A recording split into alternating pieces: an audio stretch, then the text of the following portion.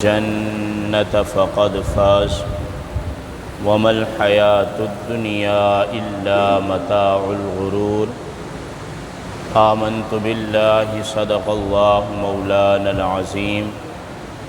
وصدق رسوله النبي الكريم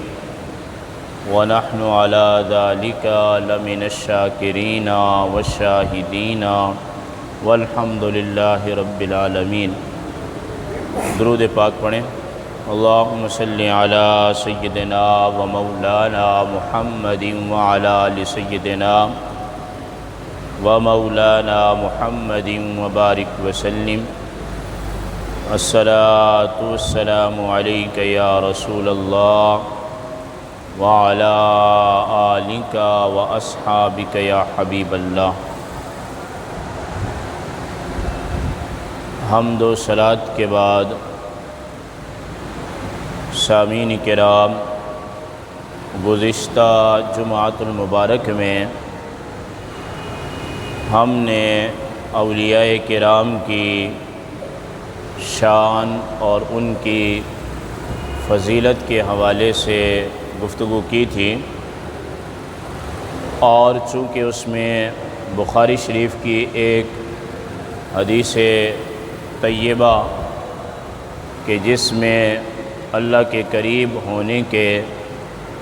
راستے بتا دیے گئے ہیں، ان پر بات کی تھی، اور اس حدیث پاک کے آخر میں مومن آدمی کی موت کا ذکر تھا کہ مومن آدمی اللہ کا دوست، اللہ کا ولی،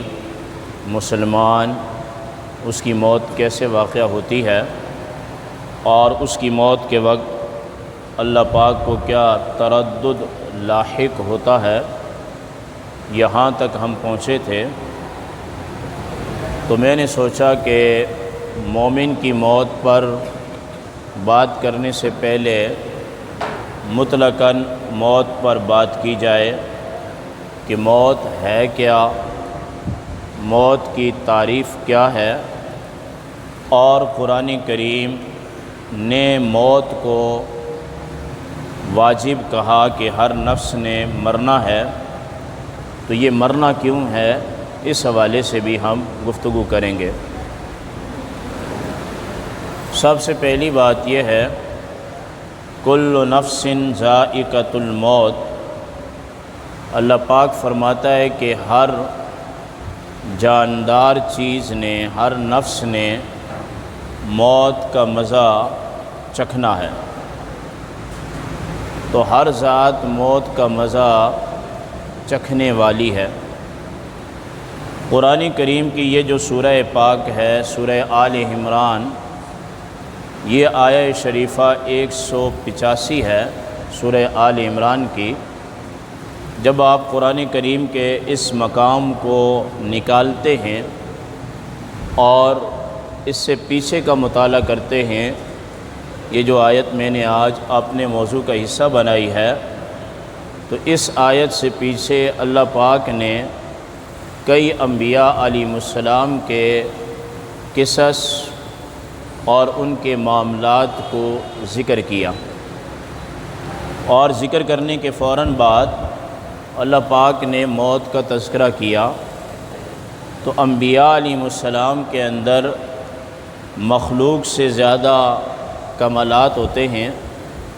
اور ان کا مقام اور مرتبہ بہت بلند ہوتا ہے۔ تو اللہ پاک یہ واضح کرنا چاہتا ہے کہ اللہ نے جتنے برگزیدہ لوگ اس دنیا میں بھیجے ہیں، ان تمام پر اللہ نے موت کو طاری کیا ہے، تاکہ ایک قرآن کے طالب علم کے لیے یہ بات بھی واضح ہو جائے کہ جتنے انبیاء علیہ السلام آئے، ان تمام پر وصال کو طاری کیا گیا، موت کو طاری کیا گیا۔ تو ہمیں چاہیے کہ جس سے کوئی بچ نہیں سکتا ہے، ہر جان نے مرنا ہے، تو ہمیں اس کی تیاری کرنی چاہیے۔ یہ جو مرنا ہوتا ہے، اور مرنے کے بعد زمین کے اندر دفن کرنا ہوتا ہے، ایسا کیوں ہوتا ہے؟ تو اس سوال کا جواب بھی قرآن کریم کی اس آیہ شریفہ کے تحت کل نفس ذائقۃ الموت کہ ہر جاندار چیز موت کا ذائقہ چکھنے والی ہے، اس کے ماتحت لکھا ہے حضرت امام بغوی رحمہ اللہ نے اپنی تفسیر کے اندر کہ اللہ پاک نے جب آدم علیہ السلام کو مٹی سے پیدا کیا اور مٹی کا زمین سے مٹی کا کچھ حصہ اٹھایا اور اٹھا کر اللہ پاک نے فرشتوں کو حکم دیا تو آدم علیہ السلام کا جسم مبارک بنایا گیا، تو مٹی نے اللہ سے کلام کیا اور اللہ سے عرض کی کہ مولا تو نے مجھے بنا دیا ہے اور بنانے کے بعد مجھ میں سے ایک جز ایک ٹکڑا یا میرے اندر سے مٹی تو نے نکال لی ہے، یا اللہ ایسا تو نے کیوں کیا ہے؟ تو اللہ پاک نے اسی وقت زمین سے کلام کیا اور فرمایا کہ میں نے جو مٹی کا حصہ تیرے اندر سے نکال کر آدم علیہ السلام کا جسم مبارک بنایا ہے، میں اس مٹی کے حصے کو تیری ذات میں دوبارہ لوٹا دوں گا۔ یعنی کہ زمین نے عرض کی کہ مولا میرا جسم تو کم ہو گیا، میرے اندر سے تو مٹی نکال لی گئی، تو اللہ نے فرمایا کہ یہ حصہ میں واپس لوٹاؤں گا۔ تو اب قرآن کے طالب علم کے لیے یہ بات واضح ہو جاتی ہے کہ یہ جو مرنا ہے اور مرنے کے بعد زمین کے اندر قبر نے بننا ہے، یہ اللہ تعالیٰ نے زمین کو حکم فرمایا تھا کہ جو تجھ سے نکالا گیا ہے وہ دوبارہ تیرے اندر رکھ دیا جائے گا۔ یہاں تفسیر کے اندر یہ بات بھی درج ہوئی اور علماء نے نقل کی اور قرآن کریم کی اس آیت کو استشہاد کے طور پر پیش کیا۔ استشہاد کا مطلب ہم علماء کی اصطلاح میں کسی چیز کو پیش کرنا اور اس پر کوئی شواہد اور کوئی دلیل دینا ہوتا ہے۔ فرمایا کہ جس انسان کو زمین کے جس مٹی کے حصے سے بنایا ہے، اللہ پاک اس کی قبر بھی اسی مقام پہ بنائے گا۔ اور یہ دعا بھی ہے کہ جب میت کو قبر کے اندر رکھتے ہیں تو پھر کہتے ہیں کہ منہا خلقناکم، اللہ فرماتا ہے کہ اس سے ہم نے تم کو پیدا کیا، وفیہا نعیدکم، اور ہم تمہیں اسی کے اندر لٹائیں گے، اور فرمایا گیا کہ پھر ہم تم اسی سے نخرجکم نکالیں گے۔ تو ایک بات تو یہ بھی پتہ چلتی ہے کہ جس شخص کو جس مٹی سے پیدا کیا گیا ہے اسی مقام پر اس کی قبر بنے گی اور اسی جگہ اس کو دوبارہ جو ہے وہ زمین کے اندر دفن کیا جائے گا۔ قرآن کریم کی یہ جو آیت میں نے آپ کے سامنے پڑھی ہے کہ منہا خلقناکم وفیہا نعیدکم ومنہا نخرجکم تارۃ اخری، جو میت کو قبر میں رکھتے وقت دعا کے طور پر بھی پڑھی جاتی ہے۔ امام اہل سنت حضرت الشاہ احمد رضا خان فاضل بریلوی رحمۃ اللہ تعالیٰ علیہ نے اپنے فتاوی شریف کے اندر یہ بات لکھی ہے کہ اللہ پاک نے نبی کریم علیہ السلام کے جسم مبارک کو مٹی کے جس حصے سے بنایا ہے بالکل اس کے ساتھ ملا ہوا جو مٹی کا حصہ ہے اس سے جناب صدیق اکبر کو بنایا ہے، اور اس کے ساتھ جو ملا ہوا حصہ ہے اس سے جناب عمر کو بنایا ہے۔ اور کئی دفعہ میں ترمذی شریف کی یہ حدیث آپ کو سنا چکا کہ یہاں چوتھا روزہ شریف عیسیٰ علیہ السلام کا بنے گا، اور عیسیٰ علیہ السلام کو بھی نبی علیہ السلام کے جسم مبارک کو جس مٹی سے بنایا گیا اسی مٹی سے بنایا ہے۔ اور وہ فرماتے ہیں کہ اس کی وجہ یہ ہے کہ قرآن یہ بات کہتا ہے کہ ہم نے تمہیں زمین کے جس حصے سے پیدا کیا ہے اسی میں تمہاری قبریں بنائیں گے۔ نبی کریم علیہ السلام کے روضہ کے ساتھ سیدنا صدیق اکبر کے روضہ کا بننا، اور اس کے ساتھ جناب عمر کے روضے کا بننا، اور اس کے ساتھ قرب قیامت میں سیدنا عیسیٰ علیہ السلام کے روزے کا بننا اس بات پر دلالت کرتا ہے خدا نے زمین کے جس حصے سے مصطفیٰ کو بنایا ہے اسی حصے سے صدیق و عمر کو بھی بنایا ہے، کیونکہ یہ جو مزارات ہیں اور یہ جو روزے ہیں یہ اس پر دلالت کر رہے ہیں۔ اب یہ جو بندہ کبھی کہاں پیدا ہوتا ہے اور پھر اس کو کہیں ایسی مقام پر دفن کر دیا جاتا ہے کہ جہاں انسان کے وہم و گمان میں بھی نہیں ہوتا، یہ اصل میں ایسا امر ربی ہے اور ایسی تقدیر ہے کہ جس کو اللہ نے آدم علیہ السلام کی تخلیق کے ساتھ ہی لکھ دیا ہے کہ جس کو جہاں سے پیدا کیا ہے اس کو اسی مقام کے اندر کیا کیا جائے گا، دفن کیا جائے گا۔ اور وہ خوش قسمت لوگ ہیں کہ جن کو جنت البقیع کے قبرستان سے پیدا کیا گیا ہے یا جنت المالا کے قبرستان سے پیدا کیا گیا ہے۔ دنیا کے قبرستان اپنی جگہ، قبر کا ادب بھی ہے، احترام بھی ہے اور اس کے سارے معاملات ہیں، مگر جو جنت المالا مکہ میں قبرستان ہے اور مدینۃ المنورہ میں جو جنت البقیع ہے، اس کا مقام اور مرتبہ، اس کی شان زیادہ ہے۔ کبھی سوچا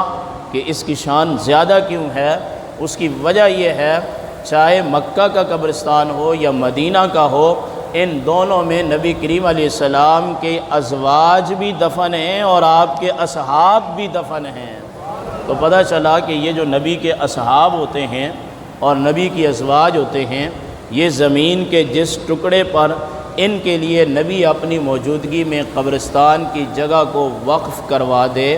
اور مختص کروا دے، اس کا مقام اور مرتبہ جو ہے وہ بڑھ جاتا ہے۔ تو اس لیے ہم جو ہے یہ ہمیشہ دعا کرتے رہتے ہیں کہ یا اللہ ہمارا مدفن جو ہے وہ جنت البقیع کو فرما۔ اب مرنا ہے اور مرنے کے بعد زمین میں کیوں جانا ہے، یہ قرآن کریم سے آپ نے اچھے طریقے سے سمجھ لیا، اور آج کے درس سے آپ نے یہ بات بھی سمجھ لی کہ جب میت کو قبر میں رکھا جاتا ہے تو پھر دعا کون سی پڑھنی چاہیے، یہ علم بھی آپ کے پاس آ گیا۔ اب موت کس کو کہتے ہیں؟ فرمایا گیا کہ موت نام ہے بدن سے روح کو نکال لینا، یعنی یہ جو ہمارا جسم ہے اس کے اندر جو روح ہے،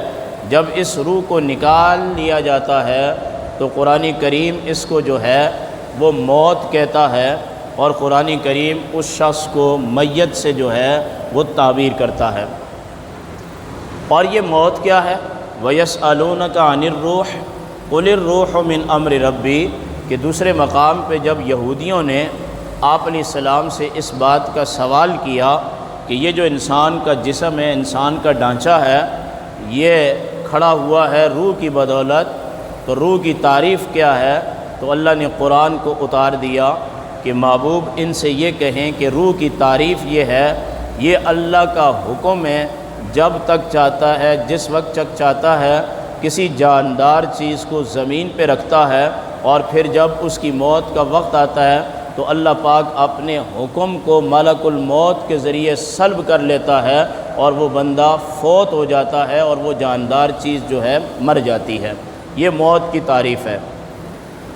اب اگلی بات جو ہے وہ یہ ہے کہ جب سورہ رحمان کے اندر ہے کل من علیہا فان ویبقی وجہ ربک ذو الجلال والاکرام، اس آیت کے نازل ہونے سے پہلے جب یہ آیت نازل ہوئی کل نفس ذائقۃ الموت، کہ ہر نفس نے موت کا ذائقہ چکھنا ہے، تو فرشتے جو ہے وہ یہ سمجھنے لگے کہ انسانوں پر موت طاری ہوگی اور ہمارے اوپر موت طاری نہیں ہوگی۔ اس کی وجہ یہ ہے کہ یہ فرشتے نور سے پیدا کیے گئے ہیں، اور آپ کی اطلاع کے لیے عرض ہے قرآن کے طالب علم کے لیے کہ مفسرین کرام نے یہ بات لکھی ہے کہ فرشتوں کا دل نہیں ہوتا، یہ دل ہونا جو ہے یہ انسان کی صفت ہے، فرشتوں کے اندر کوئی دل نہیں ہوتا۔ یہی وجہ ہے کہ یہ فرشتوں کی کوئی خواہشات نہیں ہوتی، خواہشات ہماری ہوتی ہیں۔ یہ جو ہم کسی چیز کی خواہش کرتے ہیں اس کا مطلب یہ ہے کہ ہمارے اندر دل کو رکھ دیا گیا ہے، وہ دھڑکتا بھی ہے، وہ سکڑتا بھی ہے، وہ جوش بھی مارتا ہے، وہ ٹھنڈا بھی پڑتا ہے، وہ مختلف قسم کی خواہشات بھی کرتا ہے۔ تو اصل پورے بدن کو جو چلا رہا ہے وہ صنوبری نما جو لوتھڑا ہے انسان کے سینے کے اندر رکھ دیا گیا ہے، اس کی وجہ سے انسان چل رہا ہے، اور اس کے ساتھ روح کا کنیکشن ہے جس کو اللہ پاک اپنا امر قرار دیتا ہے۔ تو فرشتوں نے کہا کہ یہ سارے انسان مر جائیں گے اور ان کو موت طاری ہوگی، ہمارے اوپر کوئی بھی موت طاری ہونے والی نہیں ہے۔ تو اللہ پاک نے سورہ رحمان کو اتارا، کل من علیہا فان ویبقى وجہ ربک ذو الجلال والاکرام کل شیء ہالک الا وجہہ۔ جب یہ دو آیتیں اتریں کہ ہر شے مٹ جانے والی ہے، ہر شے فانی ہے، اللہ کی ذات کو بقا ہے، ہر شے نے ہلاک ہو جانا ہے، اللہ کی ذات نے باقی رہنا ہے، تو فرشتوں نے عرض کی کہ مولا ہم اس سے پہلے یہ سمجھتے تھے کہ یہ مرنا انسانوں کے لیے ہے اور جنات کے لیے ہے، مگر تیرے اس حکم سے ان آیات سے پتہ چلتا ہے کہ ہم بھی ایک دن فانی ہو جائیں گے۔ تو اللہ پاک نے فرشتوں سے فرمایا کہ میری ذات کے علاوہ کسی کو بقا نہیں ہے، میں نے جو شے بھی پیدا کی ہے چاہے وہ زمین پر ہے یا آسمانوں میں ہے، ایک دن ایسا آئے گا کہ میں ان تمام چیزوں کو فنا بھی کر دوں گا اور ان کو ہلاک بھی کر دوں گا۔ اور یہاں تک کہ اسرافیل علیہ السلام کے بارے میں آتا ہے حدیث کے اندر کہ وہ سینگ لے کے بیٹھے ہوئے ہیں اور اللہ حکم فرمائے گا تو وہ پہلی بار جب سور پھونکے گے تو سب چیزیں مر جائیں گی، فنا ہو جائیں گی۔ 70,000 سال کے بعد دوبارہ پھونکا جائے گا تو وہ کیا ہو جائیں گی؟ زندہ ہو جائیں گی۔ تو فرمایا کہ اسرافیل علیہ السلام قرب قیامت سے پہلے جب سور پھونکیں گے تو سب مر جائیں گے، کوئی چیز باقی نہیں رہے گی، سب فنا ہو جائیں گے۔ تو اب اسرافیل علیہ السلام تو موجود ہوں گے، تو اللہ پاک حکم فرمائے گا کہ تم بھی مر جاؤ۔ اس طرح ہر چیز ہلاک ہو جائے گی، فنا ہو جائے گی، اور باقی صرف اور صرف جو ہے وہ اللہ کی ذات نے رہنا ہے، باقی سب فنا ہیں۔ اس لیے اللہ نے فرمایا قرآن کریم کے اندر اپنے محبوب کے لیے، محبوب قل آپ فرماؤ ان صلاتی و نسکی و محیای و مماتی للہ رب العالمین، آپ فرماؤ کہ میری زندگی، میرا وصال مبارک، میری نماز، میری قربانی، یہ سب اللہ ہی کے لیے ہیں، کیونکہ باقی ہم جس سے بھی تعلق اور اپنا واسطہ جوڑیں گے ایک دن اس نے بھی مر جانا ہے اور ایک دن ہم نے بھی چلے جانا ہے، ہلاک ہو جانا ہے، مگر صرف اللہ کی ذات کو بقا ہے۔ تو اس لیے صوفیاء کرام فرماتے ہیں کہ اپنا رابطہ اللہ کی ذات سے جوڑ لو، کیونکہ اس پر کوئی زوال نہیں ہے۔ تو گویا کہ ہم ایسی ذات کے ہاتھ میں چلے گئے ہیں کہ جو ہماری تمام تر جو ہے وہ حفاظت فرمائے گا۔ فرمایا ففروا الی اللہ، اللہ کی طرف بھاگو۔ اب قرآن کریم کے اندر کہا گیا کہ ہر چیز نے موت کا ذائقہ چکھنا ہے۔ سوال تو یہ بھی ہوتا ہے کہ چکھنے کا تعلق زبان کے ساتھ ہے۔ ہم مولوی لوگ جب منطق پڑھاتے ہیں تو ہم کہتے ہیں کہ علم 3 طریقوں سے آتا ہے۔ ایک طریقہ حواس خمسہ سے ہے، ایک طریقہ عقل کا ہے، اور ایک طریقہ اخبار غیبیہ کا ہے۔ اخبار غیبیہ کا علم تو نبیوں کو ہوتا ہے، نبی کا علم نہ عقل سے تعلق رکھتا ہے، اور نبی کا ایک علم جو ہے نہ حواس خمسہ سے تعلق رکھتا ہے۔ نبی براہ راست اللہ سے علوم اور معرفت کے خزانے لیتا ہے۔ قرآن واضح طور پہ کہتا ہے الرحمن علم القرآن وعلمک ما لم تکن تعلم، اور سورۃ الاعلیٰ کے اندر بڑی زبردست بات کی گئی سنقرئک فلا تنسا، اے محبوب ہم آپ کو ایسا پڑھائیں گے کہ ہماری پڑھائی ہوئی بات کو آپ کبھی بھولیں گے نہیں۔ تو فرمایا کہ نبیوں کا علم اخبار غیبیہ سے ہوتا ہے، اور ہمارا علم عقل سے بھی ہوتا ہے اور حواس خمسہ سے بھی ہوتا ہے۔ حواس خمسہ جو ہے یہ منطقی اصطلاح ہے، عوامی اصطلاح یہ بنتی ہے کچھ علم آنکھ سے آتا ہے، کچھ علم کان سے آتا ہے، کچھ علم چھونے سے آتا ہے، کچھ علم سونگھنے سے آتا ہے، اور کچھ علم چکھنے سے آتا ہے۔ کان سے علم آئے تو قوت سامعہ، آنکھ سے آئے تو قوت باصرہ، زبان سے آئے تو قوت ذائقہ، اور چھونے سے آئے تو قوت لامسہ۔ یہ 5 اصطلاح ہیں اب قرآن نے یہ کہا کہ موت کا مزہ چکھنا ہے، تو جب انسان کی آنکھ نہیں رہے گی، زبان نہیں رہے گی، کان نہیں رہے گا، جسم چلا جائے گا، تو چکھنے کا کیا معنی ہے؟ میں اس کو ذرا اور واضح کر دیتا ہوں۔ مثلا میں ہارون صاحب کو کہتا ہوں آپ اس کو ذرا چیک کریں کہ یہ میٹھا ہے یا کڑوا ہے، تو یہ زبان پہ لگائیں گے۔ میں ان سے کہوں ذرا یہاں ہاتھ لگائیں، یہ کرنٹ ہے یا نہیں، تو یوں یہ ہاتھ ماریں گے، چھونے سے کریں گے۔ میں ان سے کہوں کہ یہ آواز کس چیز کی ہے، تو اپنے کان کے ذریعے سن کے بتائیں گے۔ ذرا دیکھو یہ کیا چیز ہے، تو آنکھ کے ذریعے دیکھ کے بتائیں گے۔ تو موت کو ذائقہ کہا گیا اور چکھنا زبان سے ہوتا ہے، تو اس کا کیا مطلب ہے؟ امام راضی فرماتے ہیں کل نفس ذائقۃ الموت، اللہ نے بولا تو موت کا ذائقہ چکھنا ہے، مگر اس سے مراد یہ ہے کہ ہر نفس نے موت کی سختی کو برداشت کرنا ہے۔ اب آئیے قرآن کریم دوسرے مقام میں یہ بات کہتا ہے وجاءت سکرۃ الموت بالحق ذالک ما کنت منہ تحید۔ قرآن مجید واضح طور پہ کہتا ہے موت کی سختی، سکرات الموت برحق ہے، اور یہ وہ چیز ہے کہ جس سے تو بھاگ رہا تھا۔ یہی وجہ ہے کہ جناب عمر بن خطاب رضی اللہ تعالیٰ عنہ نے حضرت کعب سے پوچھا آج ہمیں ذرا موت کی اور روح کے نکلنے کا منظر بیان کریں، تو جناب کعب نے عرض کی یا امیر المومنین موت کا منظر کیسے ہوتا ہے؟ فرمایا کہ ایسے ہوتا ہے کہ جیسے کوئی کانٹے دار درخت ہو، اس کی شاخیں کی جائیں اور کرنے کے بعد اس کے جسم کے ہر حصے کے اندر کانٹے والی چیز کو داخل کر دیا جائے، انگلیوں میں، پاؤں میں، سر میں، آنکھوں میں، کانوں میں، کمر میں، پشت میں، جسم کے ہر حصے میں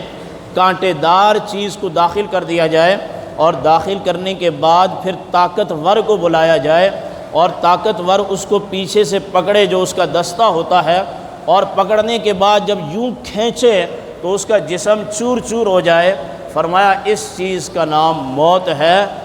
اس لیے میں دعا کرتا رہتا ہوں، پیسہ کمانا آسان ہے، کاروبار کرنا آسان ہے، ہر چیز کرنا آسان ہے، علم پڑھنا اور پڑھانا آسان ہے، سلطنت کرنا آسان ہے، سب چیزیں دنیا کی میری نظر میں آسان ہیں، آپ کی نظر میں آسان ہو یا نہ ہو، مگر مرنا سب سے مشکل ہے۔ مرنا اتنا مشکل ہے کہ یہ جان اللہ کو دینا اتنا مشکل ہے، اتنا مشکل ہے کہ بخاری کی صحیح روایت ہے جب نبی کریم علیہ السلام کے وصال مبارک کا وقت آیا، کتاب الصلاۃ میں ہے، تو آپ کے پاس ٹپ میں پانی لایا گیا، اور آپ علیہ الصلاۃ والسلام اپنے ہاتھ کو اس ٹپ کے اندر ڈالتے اور پھر پانی اپنے ماتھا مبارک پر زمین پر لگاتے اور اپنے جسم پر ملتے، اور اس کے بعد یہ ارشاد فرماتے کہ موت کی سختی جو ہے یہ برحق ہے، موت کی سختی جو ہے یہ برحق ہے۔ اس کے بعد آپ نے یہ دعا پڑھی کہ اے اللہ مجھے سکرات الموت سے محفوظ فرما۔ بس یہ آئندہ عنوان جاری رہے گا۔ ابراہیم علیہ السلام کی جب وصال مبارک ہوا، اللہ کی بارگاہ میں حاضر ہوئے، تو اللہ نے پوچھا کہ پیارے خلیل آپ نے موت کو کیسے پایا؟ تو حضرت ابراہیم علیہ السلام نے عرض کی کہ مولا میں نے موت کو سخت پایا، ایسی سختی کبھی دنیا میں نہیں آئی۔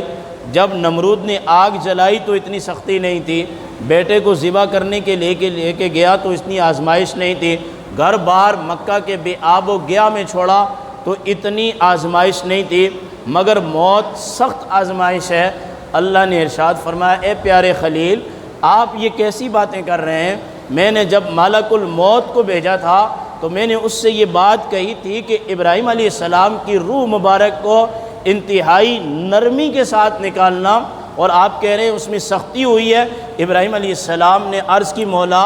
تو نے نرمی کا حکم دیا ہے، ایک حصے تک، ایک زندگی تک روح اور بدن آپس میں مل کے رہتے ہیں، اور جب یہ جدا ہوتے ہیں مولا تھوڑی سی تو تکلیف ہوتی ہے نا، تو اس لیے موت کو یاد کرو۔ فرمایا کہ لذتوں کو مٹا دینے والی چیز موت ہے۔ جس بندے کے اندر موت کا خوف آ گیا اور موت کی دعائیں آ گئی اور موت کی تیاری آ گئی، انشاءاللہ العزیز ہمیں اللہ سے قوی امید ہے کہ اللہ پاک اس کے ساتھ جو ہے وہ خیر کے خاتمے کا ارادہ کرے گا۔ اس سے آگے پھر مومن کی موت کی بات بھی آئے گی، ایسا نہ ہو کہ آپ بولیں کہ اتنی سخت تقریر کی ہے یہ کس کی موت ہے یہ آپ کو آخر میں بتایا جائے گا، اور مومن کی موت کیسی ہوگی یہ بھی آپ کو بتایا جائے گا۔ وآخر دعوانا الحمدللہ رب العالمین۔